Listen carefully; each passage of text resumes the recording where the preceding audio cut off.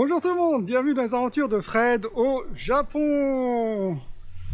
Aujourd'hui, dans cette vidéo-là, je vais vous faire visiter un chantier de monuments historiques au Japon.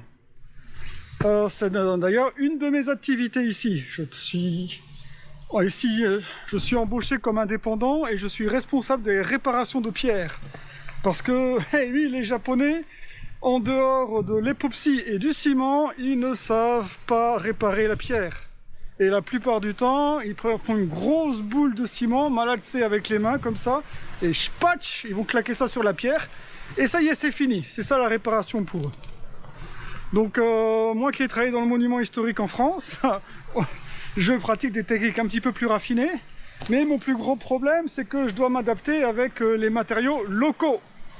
Par exemple, petit exemple, ils connaissent pas la chaux hydraulique. Ah, alors moi qui viens du monument historique en France, ben c'est très difficile pour moi sans chaux hydraulique. Ils ont de la chaux aérienne, mais qu'ils utilisent plutôt, encore une fois, pour l'agriculture. Donc, voici le pont.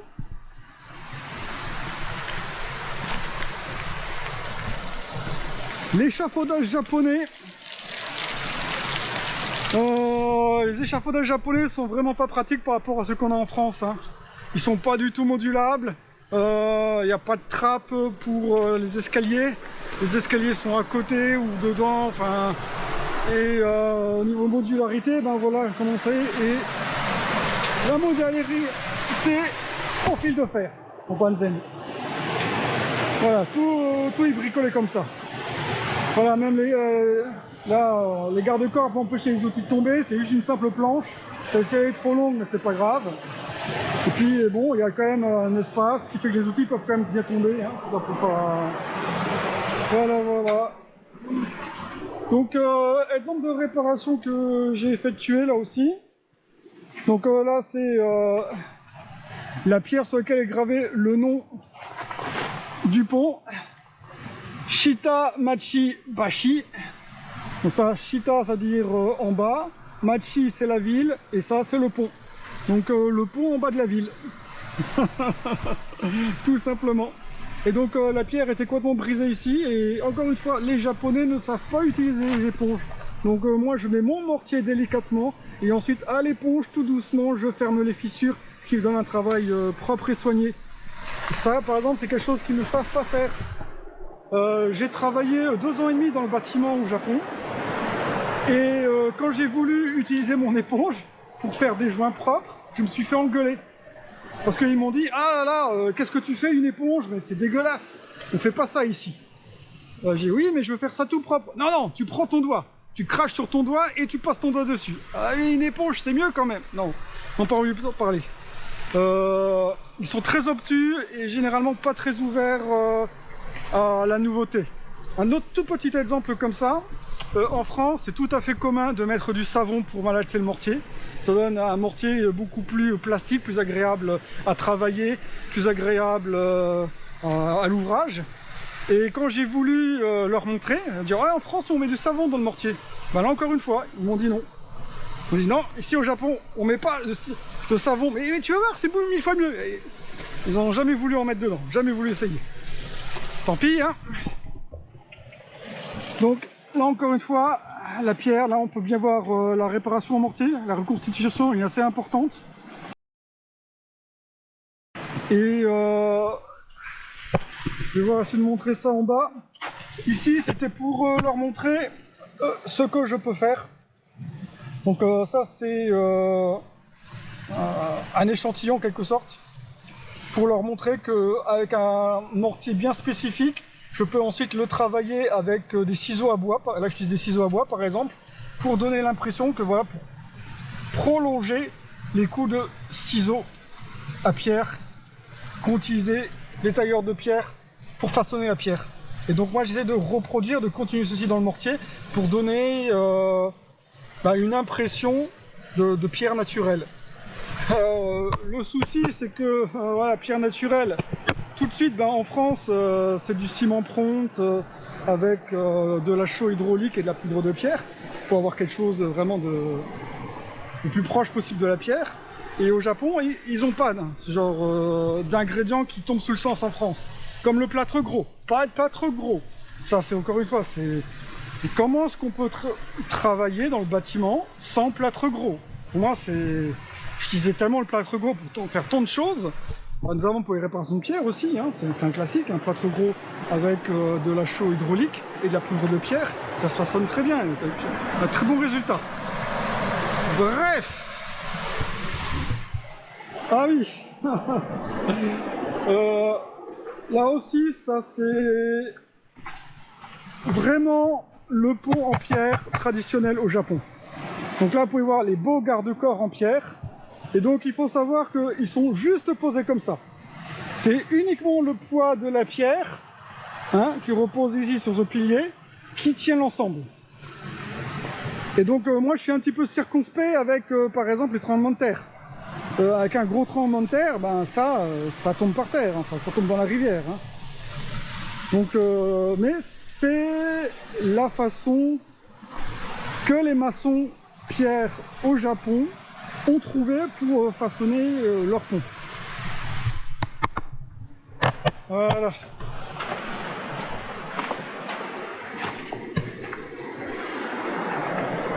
Allez hop, on va aller voir un petit peu comment ça se passe en dessous. Alors normalement j'ai pas le droit de monter sans mon harnais de sécurité.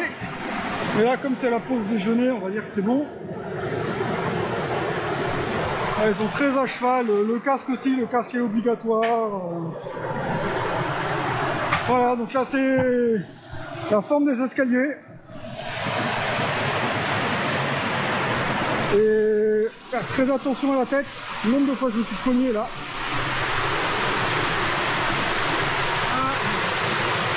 La maçonnerie, alors c'est de la pierre sèche.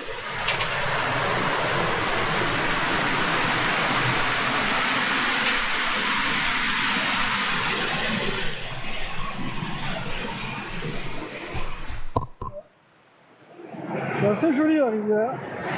Bon, il y a beaucoup plu hier, il y a beaucoup de débit. Bon, ça c'est la voûte. Là. Donc ils ont tout démonté.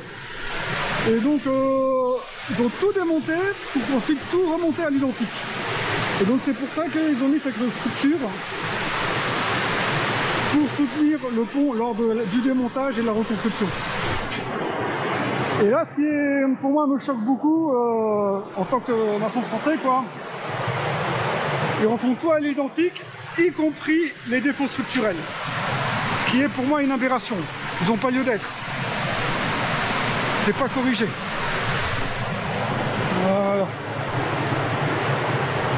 Donc, malgré tout, ça c'est impressionnant de se dire que tout ça c'est de la pierre sèche. Et donc que ça tient uniquement que par le poids des pierres.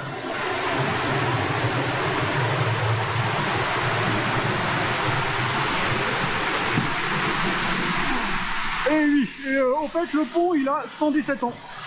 Donc autant dire que d'un point de vue français, il date d'hier, quoi. Alors que pour les Japonais, eux, ça c'est le fruit de leur haute technologie. Et donc les défauts structurels dont je parlais tout à l'heure, là par exemple, là on peut voir un gigantesque coup de sabre. Un coup de sabre, c'est quand les joints ne sont pas croisés. Et ce qui fait que, surtout sur 3 rangs, c'est extrêmement, c'est une fragilité. Surtout que là on peut voir que là il y en a un, et que là à côté on a une pile d'assiettes. Des pierres qui sont empilées les unes sur les autres comme des assiettes. Ça aussi c'est une erreur de débutant, hein, du point de vue de maçon pierre français. Mais au Japon c'est extrêmement courant et ils ne voient pas le problème. Et ils veulent pas corriger. Voilà. Ah. On sait refaire à l'identique et après ça va de nouveau se péter la gueule. Parce que structurellement, puis, sans même parler qu'il n'y a même pas de pierres boutisses. Alors les pierres boutisses, c'est les pierres qui vont joindre le mur de façade et l'arrière du mur. Ce qui assure la solidité structurelle. Sans pierres boutisses, le mur il peut pas tenir, c'est impossible. Et eux, ils connaissent pas les pierres boutisses de nouveau. Voilà, voilà. Donc là, c'est exemple encore une fois de mes réparations de pierre. Donc toute la pierre ici était coupée en deux, là il n'y avait plus rien. Donc là j'ai une énorme épaisseur de mortier. Et j'ai redessiné la forme de la pierre, en haut et en bas. Et ensuite, j'ai travaillé au ciseau à bois pour pouvoir obtenir un simili d'effet taille de pierre. Après, en France, là c'est le souci. Là, bon, déjà le mortier, encore une fois, il est frais. Il va falloir encore qu'il tire. Normalement, sa couleur finale est dans les tons gris et assez proche de la pierre. Bon, et ensuite, il va vieillir avec le reste. Mais en France, on utilise encore un badigeon de chaux avec des pigments pour uniformiser, pour que la pierre et la réparation soient complètement fondues et qu'on ne fasse pas la différence. Mais au Japon, ils veulent voir la différence, notamment lors de l'inspection avec le client c'est la mairie, c'est pour montrer, regardez, on a bien fait la réparation. Parce que si je la faisais comme en France, et que la pierre semblerait neuve, et ben, ils ne pourraient plus montrer que, ah ben ici, ça a été réparé. Ah ben oui, voilà, truc bizarre.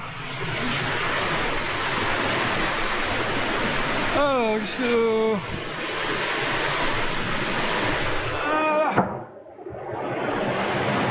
Donc là, ça a été le gros du travail, ça a été de réparer, que la moindre fissure, il fallait la réparer aussi. Donc il y a plein de réparations d'ici de là. Voilà, réparation. Les pierres sont en très mauvais état. Vous pouvez voir l'humidité, il y a plein d'humidité. Et ça, c'est notamment du fait qu'ils utilisent du ciment qui empêche les pierres de respirer et qui retient l'humidité. Donc, ils accentuent le problème au lieu de trouver une solution. Sachant que des pierres, quand elles sont humides, elles sont fragiles, notamment elles sont gélives. Hein, en hiver, ça va geler, ça va péter. Et là aussi, c'est... Non, ils connaissent pas. Parce que justement, ils sont tout ciment. Ils connaissent pas la technologie qui est liée à la chaux. D'ailleurs, c'est pas pour rien qu'au Japon, il n'y a pas de monument historique vraiment comment en parler. Hein. Tout est très récent. Et donc, ce qu'il fait, c'est toujours des entreprises de bâtiments classiques qui s'occupent de faire ça. Voilà. Là, encore une fois, c'est des pierres reconstituées. Bon, ici, il n'y avait rien du tout. C'est un grand trou. Et donc ils se sont dit, ah bah ça le fait pas, on va quand même, Fred, fais-nous quelque chose. Et donc là j'aurais fait... Là aussi, tout ça c'est des pierres reconstituées. J'ai fait ça quand ça... avant-hier. Donc le ciment, voilà, il est encore frais. Oui, parce que malheureusement c'est du ciment. Alors c'est du ciment Sokyo Cimento. C'est du ciment à prise rapide mélangé avec du ciment blanc. Et là, je suis très étonné de voir que le ciment blanc, ils ne connaissaient pas non plus. Ils l'importent depuis la Thaïlande. C'est fou, quoi. Donc pour nous, le ciment blanc, c'est aussi un énorme classique. Voilà. Là, encore une fois, une préparation de pierre. C'est à la française.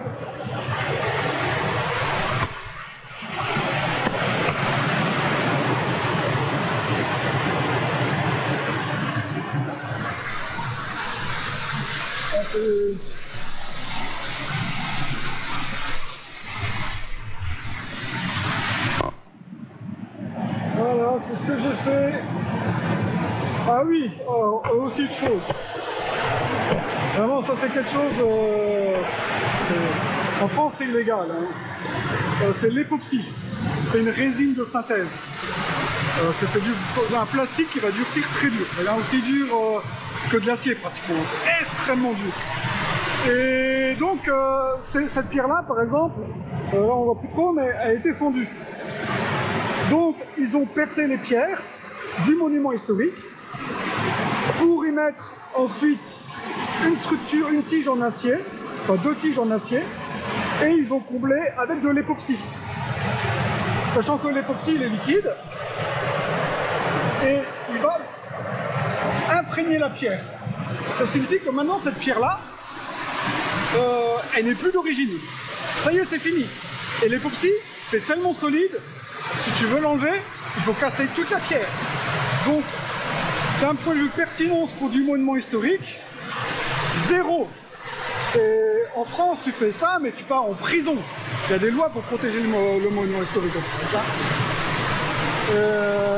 Et au Japon, les popsis, ils adorent ça parce que bah, c'est facile. Tu mélanges les deux pâtes de différentes couleurs, ça durcit en 30 minutes et c'est tellement solide après que ça les sécurise. Donc ils vont dire ah, tremblement de terre, patati patata, il faut quelque chose de très solide, on met de l'épopsie.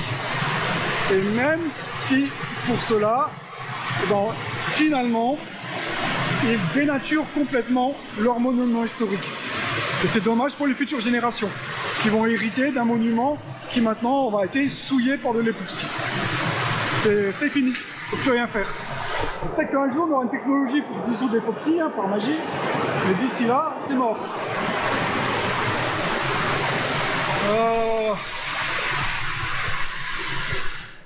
Alors, sinon, qu'est-ce que je peux dire donc encore Ah oui, donc si vous êtes tailleur de pierre, maçon du monument historique, vous voulez venir travailler au Japon, c'est pas le bon plan du tout. On travaille absolument pas avec les mêmes matériaux. Donc déjà voilà, pas de chaux hydraulique surtout. J'ai voulu acheter de la chaux hydraulique sur internet et c'était combien à environ 100 € le sac. 100 € le sac. Donc à ce prix là ils m'ont dit Fred t'es bien gentil mais on va faire ça aussi bon, comme d'habitude. Ah tant pis. Et donc moi justement pour essayer de retrouver une sensation de monument historique français, j'ai utilisé du ciment à prise rapide mélangé avec du ciment blanc. Parce que c'est en monument historique, on mélange du pront, du ciment pront, c'est un ciment naturel. Et là, encore une fois, je savais pas, mais en fait, il y en a qu'en France. Hein. Et de la chaux hydraulique pour ralentir la prise. Et donc, le ciment blanc ne ralentit pas vraiment la prise, hein, mais bon. Mais ça donne un résultat qui... C'est mieux qu'avec du ciment normal, quoi. Là, le ciment blanc, ça casse la couleur, le gris du ciment qui est dégueulasse. La poudre de pierre, ça donne aussi une bonne texture. J'arrive vraiment à avoir quelque chose de vraiment intéressant, de correct. Et eux, ils n'ont jamais vu ça. Hein. Ça, c'est... Donc j'espère trouver d'autres clients après, parce que il y a un certain potentiel quand même. Itoyoshi. Puis si vous êtes de passage à Itoyoshi, venez voir le Shita Machibashi. Un merveilleux pont de pierre de 117 ans, dont un Français a posé les mains dessus.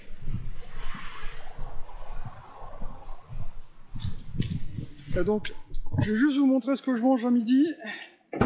Le classique.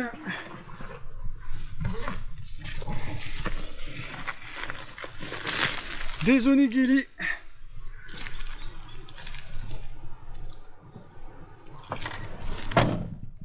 Voilà. C'est que tous les travailleurs du Japon achètent le matin généralement. Voilà. Et là, c'est la cabane de chantier.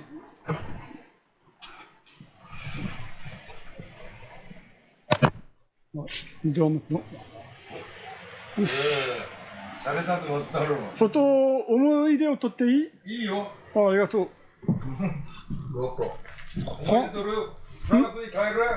Ah, mada Franceに帰らない。No, no, no. けど、このビデオはフランスに送る。送る。はい。Oui, t'étais. Donc, la cabane de chantier avec les collègues, le grutier, Srianke, et un français, one French. Bonjour. Bonjour. France語を喋られる？ねえ、ほら、Bonjour。あ、そう、有名なフランス人の名前。ねえ、あ、ナポレオン。お、ナポレオン？ナポレオン。ナポレオンが好きですか？好きよ。ああ、ファンでナポレオン。そう。だってフランスね、ナポレオンといえばね、英雄だっけ。そうそうそうそう。だけど、プレミもナポレオン。なんか、すごい。ちょっとフランスな。夜だけ。Assez intéressant, j'ai un petit peu plus discuté avec un de mes collègues, le conducteur de la grue qu'on peut voir là derrière. Et c'est un Yakuza qui travaille dans une entreprise de Yakuza. Et il a déjà été en prison, et donc on a discuté des différences entre les prisons en France, prisons au Japon. Bon, ça l'a beaucoup fait rire. Bon, pour lui, de son point de vue, en France, ça ressemble à quoi une vacances, les prisons.